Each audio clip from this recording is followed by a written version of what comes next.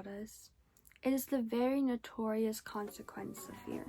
You're ought to fear what lurks in the unknown, whether that may be a mysterious but enticing force, the undead who rule the night, or even aliens who love doing the time warp.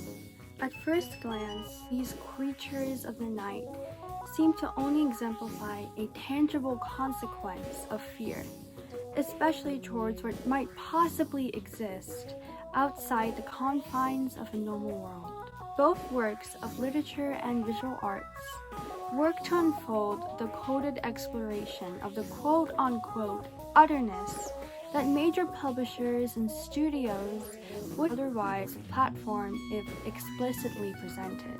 The otherness that these creatures of the night unearth only go to implore the challenges enforced by societal and cultural fears towards those who seek liberation from sexual and gender repression, especially at the hands of patriarchal standards. You might be thinking about recent films that fit this bill, like adaptations of Nosferatu, and even the recent adaptation of Frankenstein, or even originals such as Jennifer's Body and Sarah the Bone Woman. And they do absolutely, fit the bill, like I said. However, I want to further conjure an exploration of the otherness, especially in the supernatural horror films that go back to the 1970s.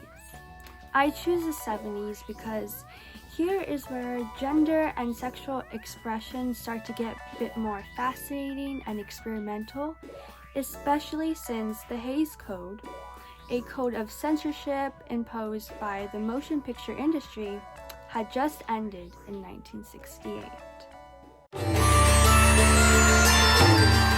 Throughout history, witches have been tied to society's fear of disorder and chaos when women resent against the expectation to perform as a means to please the patriarchal society.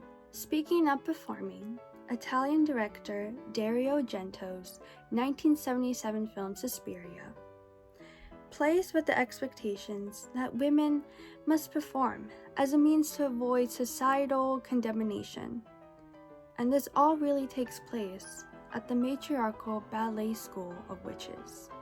Firstly, Argento does something a bit subversive in the horror genre, especially during that time. Rather than a male villain terrorizing the final girl or a group of witches terrorizing a man and his friends, what we see is a powerful female figure, in this case the head matriarch of the school, and the other instructors challenge the protagonist, Susie. As noted in Charlotte Go's The Irish Journal of Gothic and Horror Studies, typical ballet films such as The Red Shoes and Black Swan usually feature patriarchal dynamic in which the male figure in power at the ballet company negatively pushes his young female student to a fatal outcome. Those outcomes only go to demonstrate the toxic patriarchal standards that have weaved their way into the ballet environment, as ballerinas are dehumanized in order to perfect their performance to the highest degree, as well as maintain a civic body image of a white and skinny body. Yet, Suspiria's usage of a coven of witches at a ballet school allows Susie a possibility in which she can overcome such brutal patriarchal standards through the matriarchal dynamic. See, the matriarchal environment of witches only exists due to its outcomes springing from the centuries of persecution against outspoken women. So, when Susie destroys the witches and their school, she chooses to not be defined by the patriarchal prejudice against liberated women and their oppressive expectations. Rather, she ultimately chooses to express her individuality on her own terms and actively reject the expected performance of femininity from the patriarchy.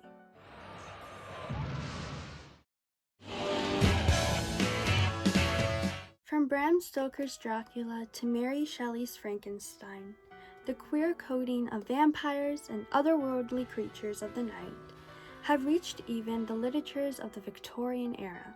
One in particular predates Stoker's Dracula. Such, Joseph Sheridan's Le Fanu's 1872 Gothic novel Carmilla was brought to life in a Hammer Horror 1970 production, The Vampire Lovers. In both the novel and the film, the vampire Carmilla forms a relationship with a human girl, Emma in the film, Laura in the book. Their relationship portrays lesbian attraction during the time of harsher sexual repression against women, especially caused by religious restrictions. Carmilla and the Vampire Lovers not only portray liberation from society's sexual repression through the vampire's sexual attraction, but the liberation from persecution of queer identities through both Carmilla's and Emma/Laura's emotional intimacy towards each other.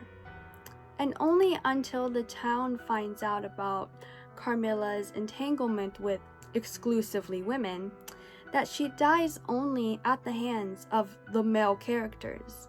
And with Carmilla's death, does Emma suddenly not encounter any more symptoms caused by the vampire, as the 1800s tended to view homosexuality as a sickness. It's just a jump to the left.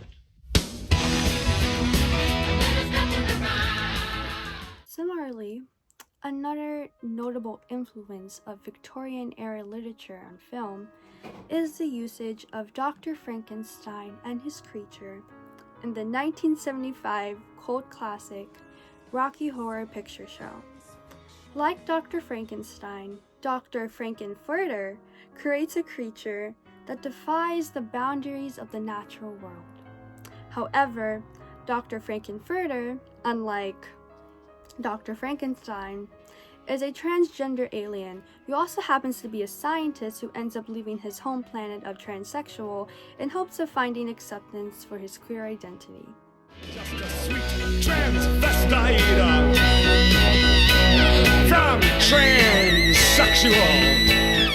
And Rocky, the creature he creates, is to satisfy his queer desires. I mean, look at the rainbow box Rocky comes out of. Not only does Frank and Rocky explore sexuality, but other characters in the film do as well. Characters like Brat, who symbolizes questioning and eventually embracing his sexuality when he finds himself attracted to Frank, and when he finds himself very joyful in wearing corsets and makeup. And then even Janet, who finds empowerment in rejecting the gender expectation of sexual repression towards women, in favor of liberating her sexual independence. Although both films came out post-Hays Code, the exploration of lesbian relationships in The Vampire Lovers, and even the acceptance and celebration of queer and transgender identities in Rocky Horror Picture Show proved to be groundbreaking. Both films actually faced challenges despite coming out post-Hays Code. As revealed on HammerFilms.com, The Vampire Lovers almost didn't make it on screen due to their inclusion of queer sexuality. The executive at Hammer Films argued that their source material, Le Fanu's novel Carmilla, depicted lesbian sexuality as a centralized point, and therefore, the film was greenlighted. Unlike The Vampire Lovers, the Rocky Horror Picture Show faced setbacks after its release, as it was pulled from the theaters after a disappointing first few weeks. As noted in the Smithsonian Magazine, few mega fans in LA continuously attended and actually sold out its midnight screenings quite frequently. Then a light bulb for a marketing idea hit, and soon, late-night screenings of Rocky Horror started popping up around the country. These midnight screenings soon became a place where community came together, especially queer communities, as they were able to find a scene to uplift our identities and experiences. Don't dream it. The genre of horror deserves to be taken seriously. See, horror has been tirelessly overlooked just for its jump scares and its gory slasher scenes. Yet, films such as Suspiria, The Vampire Lovers, and Rocky Horror Picture Show demonstrate the depth of horror beneath the superficiality of jump scares and slasher counts that marketing often grasps on. In the 1970s, even as well in today's time, films and shows that illustrate these creatures of the night go further to unearth not just an exploration, but resistance against the oppressive societal standards and the empowerment of identities that defy the typical cishet male mold. Not only do these films provide social commentary and spark conversations of change, but they also present a safe space, especially in places that don't feel welcoming. And these safe spaces allow them to unpack experiences, seek community, and feel empowered of their identity.